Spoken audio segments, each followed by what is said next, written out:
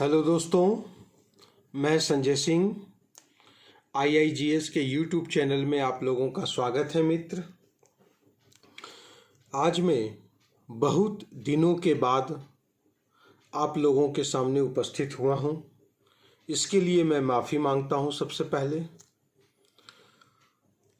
मैं आज का एक टॉपिक और उस टॉपिक का नाम है ओजोन परत।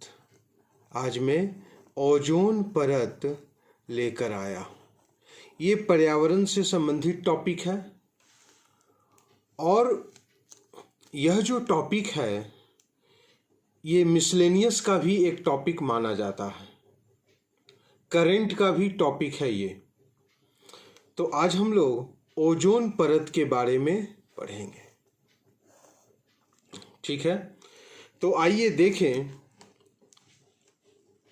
दोस्तों, एक चीज़ मैं आपको बता दूं कि हमारी वीडियो को आप लोग ज़रूर लाइक करेंगे।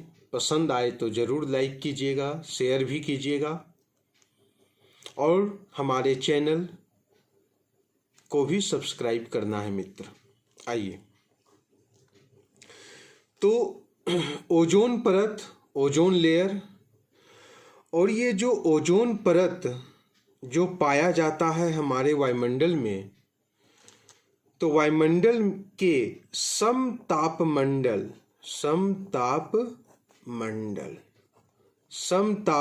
में ओजोन परत पाया जाता है, ठीक है।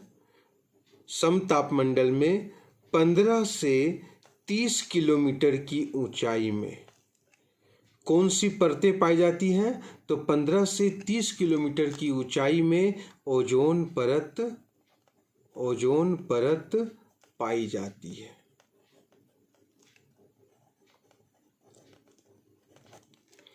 पंद्रह से 30 किलोमीटर की ऊंचाई में कौन सी परत पाई जाती है? तो 15 से 30 किलोमीटर की ऊंचाई में हमारी ओजोन परत पाई जाती है। और इस ओजोन परत में ओजोन गैसों की प्रधानता होती है। ओजोन परत में ओजोन गैस पाए जाते हैं, ठीक है। और ये जो ओजोन गैस है, इनका जो रासायनिक सूत्र है O3 है।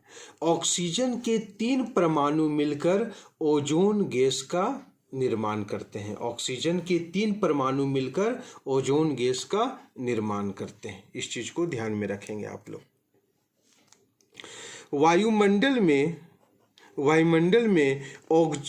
ओजोन गैस की मात्रा, वायुमंडल में ओजोन गैस की मात्रा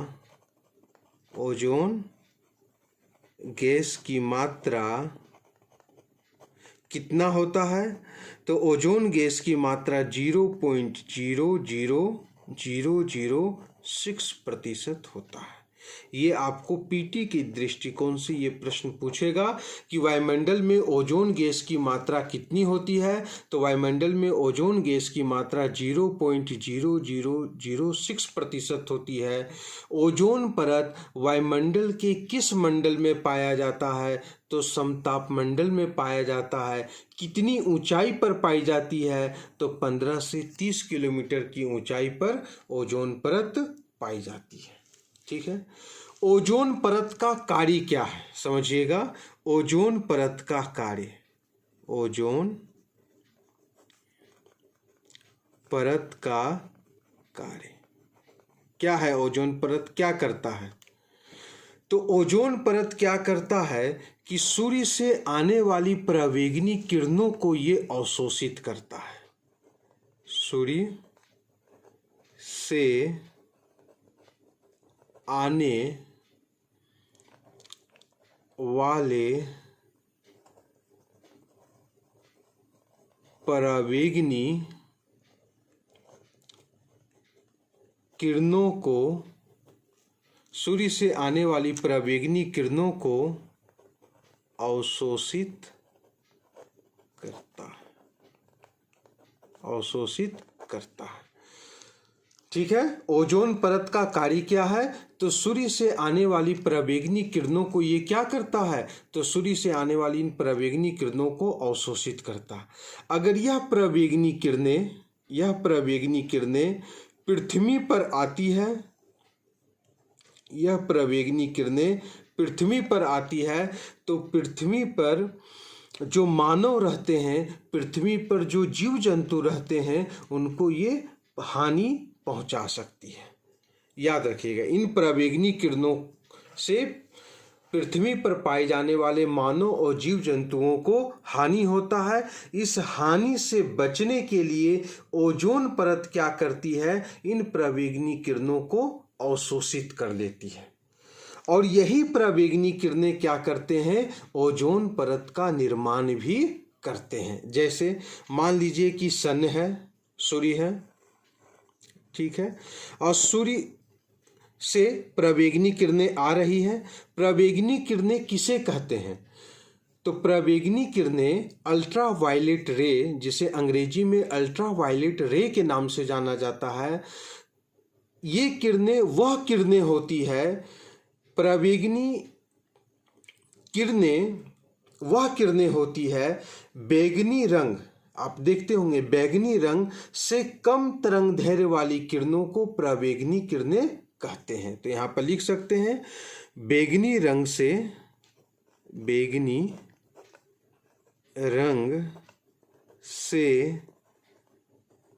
कम तरंग दैर्घ्य वाली किरणों को, बैगनी रंग का जो तरंग दैर्घ्य होता है उससे कम तरंग दैर्घ्य वाली किरणों को हम लोग क्या कहते हैं? पराबैंगनी किरणें कहते हैं। पराबैंगनी किरणें कहते हैं।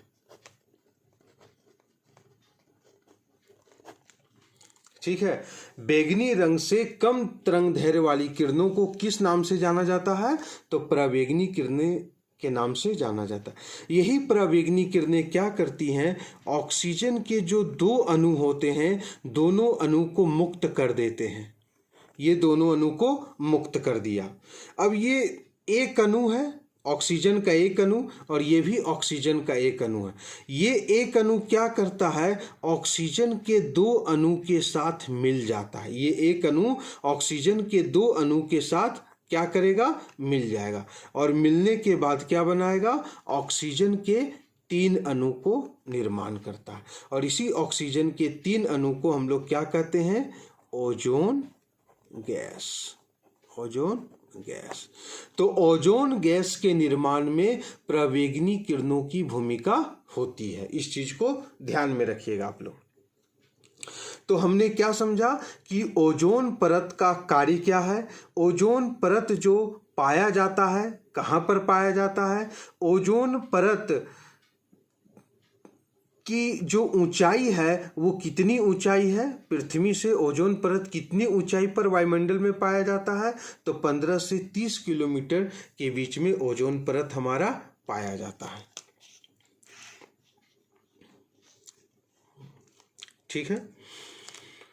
अब देखेंगे कि ओजोन परत को मापने की इकाई क्या है? तो डॉप्सन इकाई के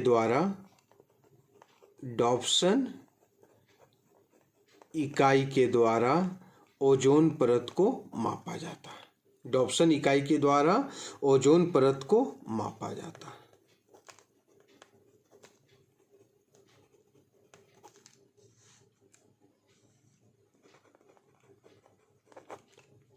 ठीक है। ओजोन परत की जो मोटाई होती है, ओजोन परत की मोटाई, तो ओजोन परत की मोटाई कितनी होती है? तो 300 डीबी से 600 डीबी तक ओजोन परत की मोटाई होती है। ठीक है। ओजोन परत का क्षरण होता है, तो ओजोन परत का क्षरण कब होगा? जब ओजोन परत की जो मोटाई है, देखेंगे ओजोन परत का क्षरण। जब ओजोन परत की मोटाई 220 डीबी से कम हो जाएगी तो ओजोन परत में क्या होने लगता है? क्षरण होने लगता है।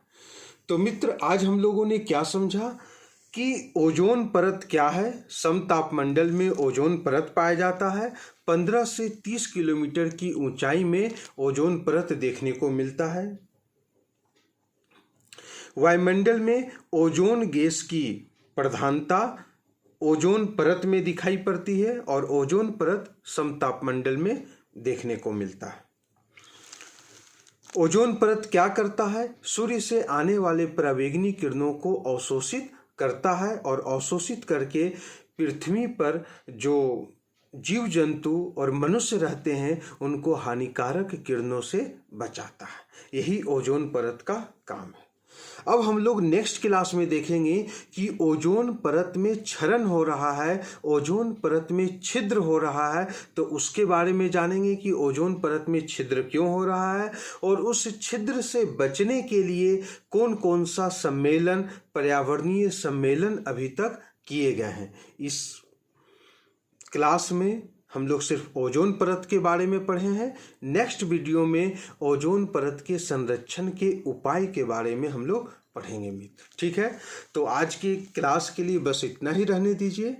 आप हमारा YouTube चैनल को सब्सक्राइब जरूर करेंगे, शेयर भी वीडियो को करेंगे और प्रश्न भी जरूर आप पूछेंगे, कमेंट में प्रश्न भी पूछ सकते हैं मित्र। ठीक है, तो आज के लिए बस इतना ही। जय हिंद, जय भारत।